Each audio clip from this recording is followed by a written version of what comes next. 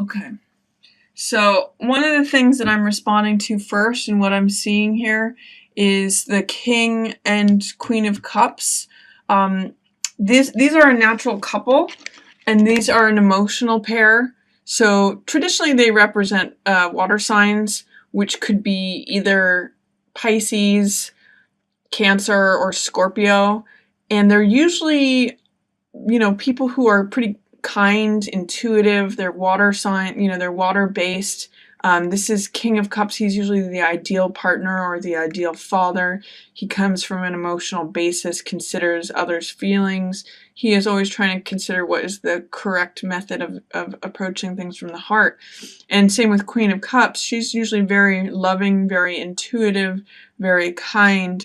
In this particular case, I'm seeing that there is a rift between the two of them. There's something that's going on where they're not seeing eye to eye. They are at head to head with one another, or they're at odds with one another. And that may echo, Virgo, what's going on here with the Lovers in reverse. When the Lovers card shows up, it shows that there is something that is regarding intimacy, regarding partnership, regarding romance, or regarding love relationships. It can sometimes also mean the combining of the conscious and the subconscious mind, feeling like things are whole, things are complete, things are good. There's this abundance of love that's transpiring.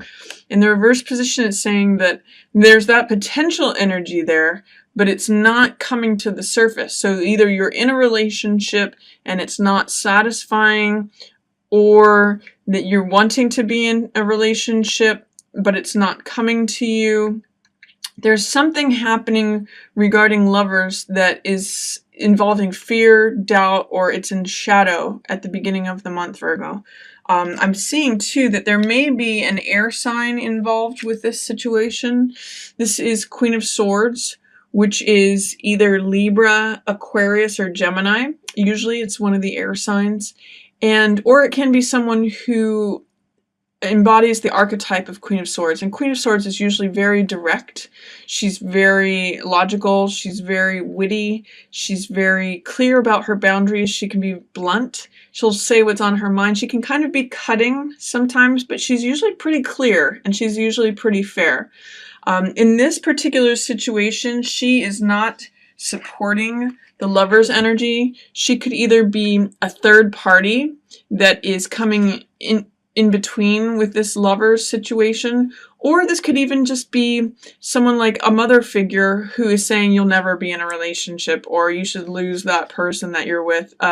Whoever it is who is the Queen of Swords, likely an air sign, but it could again just be the archetype of Queen of Swords. She is not helping the situation. So try, in this particular case, try not to listen to her. Queen of Swords is usually a good person to listen to, but in this case, I would not heed what she's saying, because it's not helping your relationship. It's not helping your involvement in partnerships. This is Ace of Rods, which is a new beginning, and it's a new beginning of fire. So what this card tells me is that there's a new beginning that's available to you. It's the universe wanting to hand you this new beginning, this new life, this new spring. It's kind of funny that it's happening, in the month where spring is happening, with March 20th. Or is that, sorry, that's next month. That's April 20th.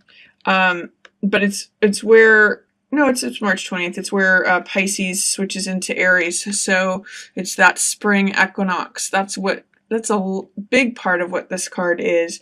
And it's feeling like a new season is upon you. It's also got the energy of a baton runner, someone who's running a race and is carrying that baton, or it's like the baton thrower at the beginning of a parade.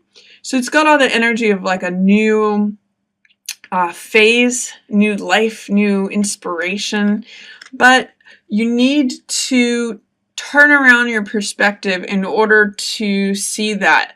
If you're feeling in the doldrums, if you're feeling like things are always going to remain the same, it's the same old, especially in regards to your relationships or in regards to this Queen of Swords person, try to turn around your perspective, because the world is trying to hand you something new, something fiery, like a new spring.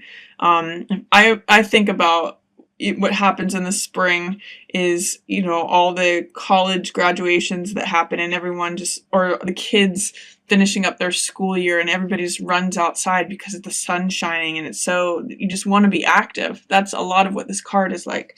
So see if you can embrace this new ace of fire energy, especially in relation to a Queen of Swords person and a King of Cups person, water sign, so Pisces, Scorpio, Cancer, or in regards to your love relationships. I'm especially getting that it's in regards to these two characters here because he's in the upright position and these two are not. So here's also some new fresh energy, which is Fool. Fool is someone who is full of optimism. He's full of faith. He's full of trust. He's embarking on a new quest, a new journey, a new chapter, and he's got ultimate faith in the universe that it's going to support and carry him. And he's pretty lighthearted. He's pretty carefree. He feels like there's not a weight on his shoulders. He doesn't have a care in the world.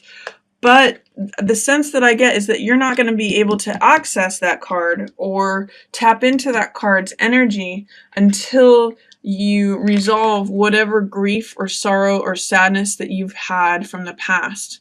This is 5 of Cups, and the fact that it's in the reverse position is telling me that you may be stuck there. There may be something old that you're grieving. It's possible that it's happened recently too, but with this ace energy and this Fool energy, I still get the sense that there's something new that you're ready for, or that you're almost ready for. Because these are in reverse, their energy is present, but it's like they're ready to just come up through the surface. So they're just waiting right below the surface to happen. And what's going to help unlock those is dealing with the final remnant of this grief or sadness that you're going through. Potentially also feelings of isolation, but more often than not, 5 of Cups means sorrow. And this card is focused on the 3 cups in front of it in the foreground. And what I want to say is that in order to get through this, in order for the 5 of Cups to turn around and see Fool, it needs to turn, it's again changing your perspective. When the figure in 5 of Cups turns around, he sees that there's still 2 cups available to him. There's still 2 cups that are standing.